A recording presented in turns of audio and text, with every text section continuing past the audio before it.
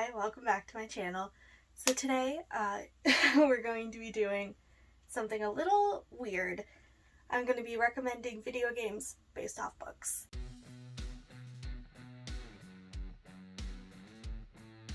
So, I don't really have a particular order for this, but we're just going to get started. Also, ignore my hair. I wanted to put it up, but it is too short to put it up completely, so we got this going on. First, I got Ahsoka by E.K. Johnston. Specifically this one, not all Star Wars books, but specifically this one.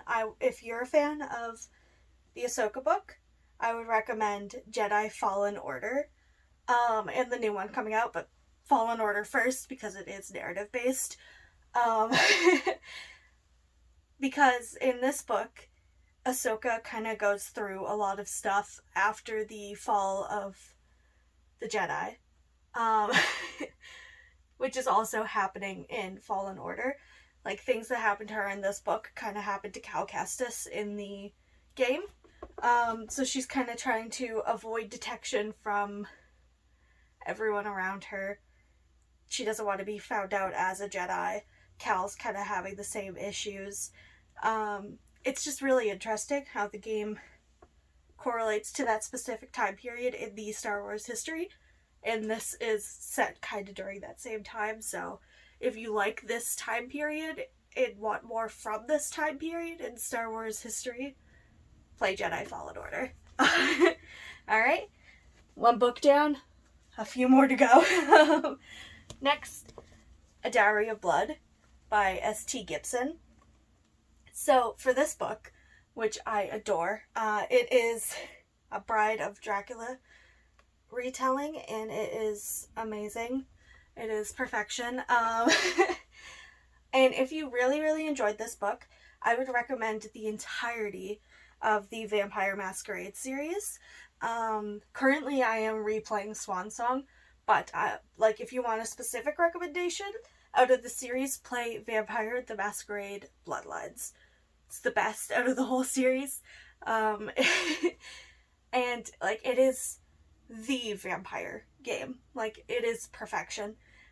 The whole series is really good, but that one specifically is the best because you can kind of pick your own kind of type of vampire you want to play as, and depending on that, you could fit a whole bunch of different books into this.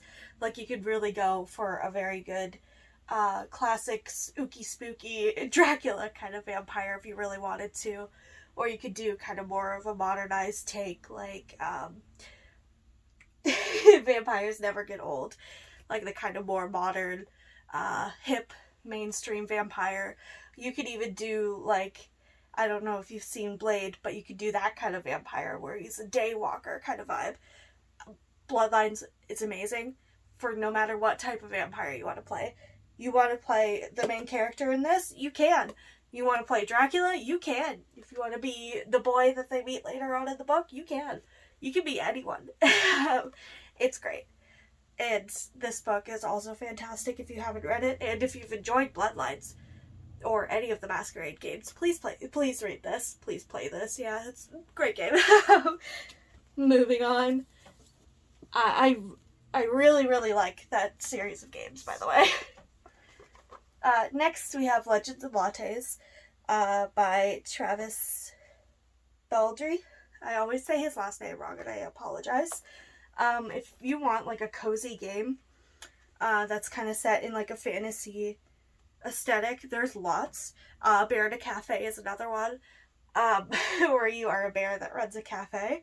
But specifically for this one, I have picked Calico, which is about a girl who is kind of a magic user. She's not specifically a witch, but she's a magic user who runs a cat cafe in this beautiful magical world. I currently play it on Switch, but I believe it is also on PC. That reminds me, I was supposed to be saying where you can get all these games. For the Vampire the Masquerade series, most of them are quite older, so you can find all of them on Steam. But you can also get the newer ones on PlayStation. I know Swan Song is on PlayStation, and the remakes of a couple of them are on PlayStation. And then Fallen Order is on Xbox, the last gen, so Xbox One, PlayStation 4 and 5, and PC. Steam and Origin, or the EA app if you want to see. Yeah. And Calico is on Steam and Switch. So then we got Faith Taking Flight. So this one, I would recommend the entirety of the Life is Strange series. Specifically, I would say True Colors and Life is Strange, the first one, are like most related to this book, I would say. But Life is Strange 2 also kind of goes with it, because in this book, it's about Faith, who is just coming into terms with her powers and using them kind of in her modern life to solve kind of not like life-threatening problems, but like kind of mundane little everyday issues. It's great. It's a wonderful book. It is beautiful. And I'm going to speak from my own experience here because I haven't played Life is Strange 2 and I haven't had a chance to play Life is Strange 3 yet. True Colors. But with the first Life is Strange, it very much correlates to this because Max is going through developing her powers, learning about them, and then having to deal with like everyday relationships, weight of existence, all of that stuff, while also going to school, while also dealing with interpersonal issues with her powers and with Chloe and everything. And this has a sapphic relationship in it, and so does the first Life is Strange. It is canonically in there, but you can make it like straight-ish. Max will always be bi, but like if you want her to be with Warren, you can, I guess. But like Chloe is the better option, and even without that, there's still like Chloe and Amber's relationship that was very much developed in Life is Strange and Before the Storm, which I wouldn't recommend as much for this because it is it focuses on Chloe, who doesn't have any powers, but I still recommend the entire series. Life is Strange is probably one of my favorite game franchises, and I am so excited to play True Colors. I'm just waiting for it to go on sale on PC.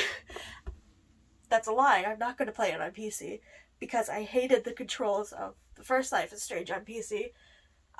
After I played it on PS4, I got it on PC to play it again, and I just couldn't do it, so I just played it again on my PS4. So Life is Strange, it has a PS4, no, yeah, it's got a PS4 remaster, as well as just a regular PS4 version, and it's on PC, and I'm pretty sure also on Xbox, but I'm not 100% sure. True Colors is on all platforms right now, and, excuse me, and Life is Strange 2, I know, is on PlayStation and PC. There. All PC games are probably on Steam unless I specify otherwise. So, Alice in Wonderland. This one, Alice's Adventures in Wonderland. This one specifically, is going to be kind of obvious. Alice the Madness Returns. Or that entire series. There's 2 games in the series. Fantastic games, incredible games. It takes the story of Alice in Wonderland and sets it in a couple years into the future, where Wonderland kind of falls into darkness. And it is kind of like a creepy, dark, twisted take on Alice in Wonderland. And it is incredible. If you liked Alice in Wonderland, but you've grown to like kind of like spooky, creepy vibes, that is perfect. It is perfect even for someone who just enjoys this book and wants to see what might happen next. That's it. Like, it kind of is set in like the time period that would be Through the Looking Glass. Not Through the Looking Glass. Yeah, Through the Looking Glass.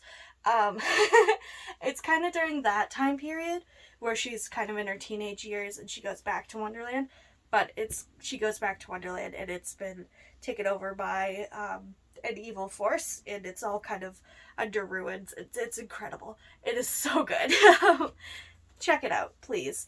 The games are on Steam. That is the only current platform that has them, is PC. Everything else, it was on PS3 and it hasn't been remastered, so it's still kind of just chilling on PS3 right now. If you have a PS3 and you can find a disc somewhere, play it. If not, it's on Steam. This one's kind of a 2-for-1. We got the Lord of the Rings series, specifically The Hobbit because it was the first one I could grab, and the Witcher series of books. Specifically the books, not the show, not anything else. And I know what you're thinking. You're probably thinking I'm going to say the games. The Witcher games. No, I'm not. I am going to say Baldur's Gate. 1, 2, and 3. 3 is in early access right now. But the Baldur's Gate series is kind of like you take D&D, you take a campaign, and you put it in a video game. That is exactly what Baldur's Gate is. It is lore heavy, it is fantasy heavy, it is character heavy. And that's what these 2 series have in common. It is very about the environment, the lore, and the characters. The Witcher games, as well as the Witcher series of shows, is very action-based. It's very about Geralt fighting, while the books are about Geralt's inner journey, as well as the world around him. And obviously Lord of the Rings is about a journey. 2 journeys if you include The Hobbit, which obviously I am by the fact I am holding up The Hobbit.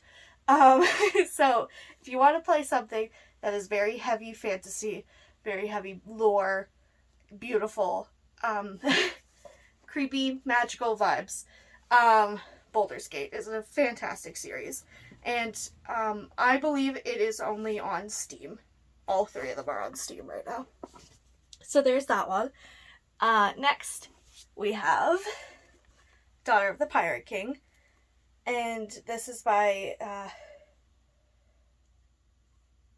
Tricia Levenseller. So this book, I had a hard time picking something for this because there aren't many games based on pirates or set at sea the way this book is. So I'm going to do kind of a wild card for this one, and that is Assassin's Creed Black Flag. Or if you want to go more of a basic route, there's also a second recommendation, which is Sea of Thieves.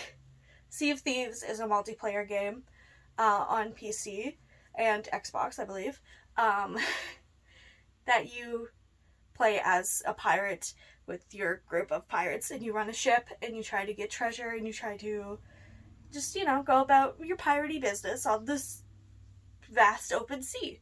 It's a great game. There's krakens, there's skeletons, there's everything you can think of. There's boat combat. It's a good game. But if you want something with character, with story, with lore, with things going on, Assassin's Creed Black Flag is incredible.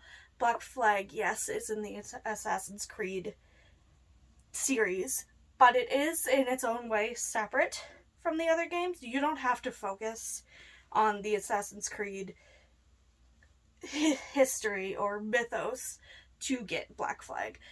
Black Flag kind of stands on its own in that way. And it is incredible. The boat combat is perfection. The narrative is great. Black Flag is probably the best Assassin's Creed game. Sue me. It is the best Assassin's Creed game. And it probably will be, because they do not fix any of the issues in the series. But yeah, Sea of Thieves, like I said, is on Xbox and PC. And Black Flag currently is only on PC because it was PlayStation 3. Alright. Next. And finally, we got Wolf by Wolf. And that is by Ryan Groden. Garden. I'm sorry if I said that wrong. And Wolf by Wolf is set in an alternate reality if Hitler won World War II. So, it's kind of an obvious one. I'm going with the Wolfenstein series. The Wolfenstein series is set, yet again, in an alternate reality where Hitler won World War II, but he also got access to mechs and heavy machinery and a lot of things that they didn't have during World War II. Technology has advanced quite a lot. They are both, the book and the games, very character heavy. Like Wolfenstein the games, even though the main character in the old games isn't that character driven. In the new ones, the 3D next gen games, it is very about the characters, about the heart, about the effects of if Hitler did win. And that is exactly what this is about. And it is about our main character trying to stop, to kill, to fix everything that Hitler has caused. And that is what the game Wolfenstein is about as well. It's about trying to assassinate Hitler. Incredible. Incredible book, incredible game series. All of the games are on PC. I don't believe all of them are on PlayStation or Xbox. The newest ones are on PlayStation 4 and 5, as well as Xbox One and the new one. I forget what the new one is called. I believe there's 2 of them. I don't play Xbox, as you could probably assume. So yeah, if you have any books, as well as games that kind of relate to them, leave them down below. Let me know. Let me know what you're playing right now, if there's any games that you're currently playing. For me, it's Baldur's Gate 3, the early access, as well as I am playing Spider-Man Miles Morales. Thank you guys so much for watching, and I hope you have a fantastic day. Bye-bye.